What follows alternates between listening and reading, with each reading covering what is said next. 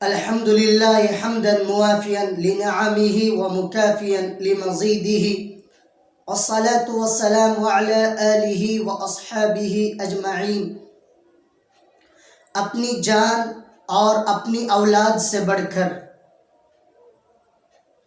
پیغمبر اسلام جناب محمد الرسول اللہ صلی اللہ علیہ وسلم کی ذات اقدس مسلمانوں کے لیے صرف ایمان کا مرکز نہیں ہے، بلکہ آپ کی ذات اقدس محبت، عظمت اور توقیر کا بھی مرجع ہے۔ اگر کسی مسلمان کے باپ کو گالی دی جائے تو مسلمان کا دل اتنا زخمی نہیں ہوتا۔ مسلمان دینی اعتبار سے چاہے کتنا ہی کمزور ہو، بے نمازی ہو، سود خور ہو، بڑے بڑے گناہ کرتا ہو، اس کی ایمانی غیرت اس کو ان بڑے گناہوں سے نہیں روک پاتی۔ لیکن رسول اکرم صلی اللہ علیہ وسلم کی ذات اقدس کے بارے میں اگر وہ کسی ایک حرف کو سنتا ہے تو اپنے محترم باپ کو بھی قربان کر دیتا ہے، اور اپنی اولاد سے بھی بڑھ کر وہ رسول اللہ صلی اللہ علیہ وسلم پر اپنی جان نچھاور کر دیتا ہے۔ اور مذہب اسلام کے علاوہ دنیا کے کسی مذہب کے اندر ایسی محبت نہیں پائی جاتی جو اپنے پیغمبر سے ایسی محبت کرتے ہو۔ آپ دیکھیں گے تو حضرت موسیٰ علیہ نبینا علیہ السلام کی قوم نے ان کو یوں کہا تھا کہ آپ جائیے اور آپ کا رب جاؤ، ہم یہیں بیٹھے رہیں گے۔ اذهب انت وربك فقاتلا انا هاهنا قاعدون، آپ جا کر دشمنوں سے مقابلہ کیجیے۔ اور بائبل کے مطابق اور عیسائیوں کے عقیدے کے مطابق حضرت عیسیٰ علیہ نبینا علیہ السلام کو سولی دی گئی، پھانسی دی گئی، لیکن امت عیسوی میں سے کوئی فرد نہیں آیا جو حضرت عیسیٰ علیہ نبینا علیہ السلام کے پاس ان کو بچانے کے لیے آیا ہو۔ دوسری طرف اگر محمد کی دیکھنی ہو تو صحابہ کی مجالس کو دیکھیے۔ یہ حضرت سعد ابن ربیع ہیں جن کو ایک نہیں، دو نہیں، 10 اور 12 نہیں، پورا بدن چھلنی ہے۔ احد کی لڑائی میں آپ کسی کونے میں پڑے ہوئے ہیں، ابی ابن کعب پر نظر پڑتی ہے تو بے ساختہ کہہ اٹھتے ہیں کہ آپ محمد کو جا کر میرا حال بتا دینا، اور ایک بات یاد رکھنا، میری قوم سے جا کر کہہ دینا کہ اگر محمد کو قتل کر دیا جائے اور ایک بھی ایمان والا میری قوم میں سے زندہ ہو تو اللہ کے یہاں کوئی معذرت قبول نہیں ہے۔ زید ابن دسنہ بڑے اور چھوٹے جمع ہیں، ان کے قتل کرنے کی پلاننگ چل رہی ہے۔ اسی دوران کسی نے پوچھا، اے زید، ایسی خدا کا واسطہ دے کر تم سے پوچھا جاتا ہے، اس وقت اگر میرے پاس محمد ہوتے اور آپ اپنے اہل و عیال میں ہوتے تو آپ کیا اس بارے میں کہتے ہیں؟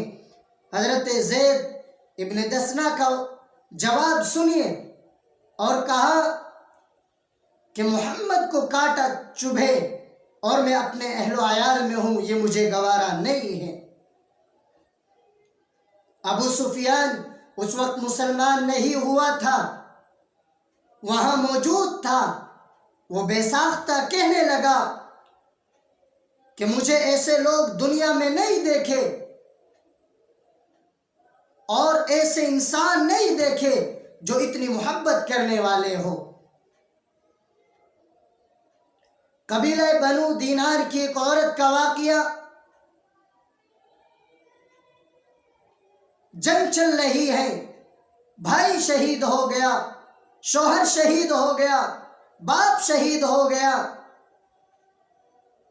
فطری اعتبار سے جو غم تھا، انا للہ پڑھتی رہی اور کہتی رہی کہ محمد کا کیا حال ہے۔ صحابہ نے جواب دیا، آپ کی خواہش اور تمنا کے مطابق محمد الرسول اللہ صلی اللہ علیہ وسلم صحیح سلامت ہیں۔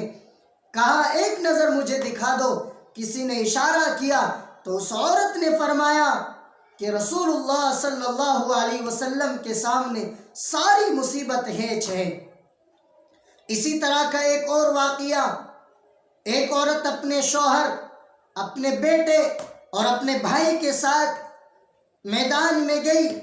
بھائی کو شہید کر دیا گیا، بیٹے کو شہید کر دیا گیا، شوہر کو شہید کر دیا گیا۔ ایک ایک کی لاش دیکھتی رہی اور یہ فرماتی کہ رسول اللہ صلی اللہ علیہ وسلم کہاں ہیں؟ کسی نے فرمایا کہ رسول اللہ وہاں ہیں۔ آپ نے، اس عورت نے جا کر آپ کا کپڑا تھاما، آئے ہائے کیسی محبت تھی، اور فرمایا کہ رسول اللہ صلی اللہ علیہ وسلم آپ پر ایسی ہزاروں اولاد، یہی انداز ہوگا، ہزاروں اولاد اور شوہر اور باپ قربان۔ یہ تھی محبت، یہ صحابہ کی محبت اس امت میں وراثت میں ملی ہے۔ یہ صحابہ کی محبت رسول اللہ سے اس امت کو وراثت میں ملی ہے۔ حضرت مولانا اشرف علی تھانوی نور اللہ مرقدہ سے ایک مرتبہ ایک صاحب نے سوال کیا کہ حضرت یہ جو حدیث میں ہے کہ محمد سے محبت اپنی اولاد، اپنی جان اور ساری چیزوں سے بڑھ کر ہے، ظاہری اعتبار سے تو اپنی اولاد سے انسان زیادہ محبت کرتا ہے۔ حضرت مولانا اشرف علی تھانوی نور اللہ مرقدہ نے جواب دیا کہ ہاں یہ حقیقت ہے کہ وہ ایمان، اور اس کا کامل ایمان نہیں ہو سکتا جب تک کہ وہ اپنی جان سے، اپنے ماں باپ سے اور ساری دنیا سے بڑھ کر محمد سے محبت نہ کرے۔ اور پھر حضرت مولانا اشرف علی تھانوی نور اللہ مرقدہ نے پوچھا اگر تمہارا بیٹا محمد کو دے تو تم کیا کرو گے؟ تو انہوں نے جواب دیا میں اس کو قتل کر دوں گا۔ کہا یہ محمد کی محبت ہے۔ ابھی جھارکھنڈ کے مقام صدر رانچی کے ایک خاتون کے اکلوتے بیٹے مدثر کو گستاخ رسول کے احتجاج میں قتل کر دیا گیا۔ اس ماں کا جواب کیا تھا؟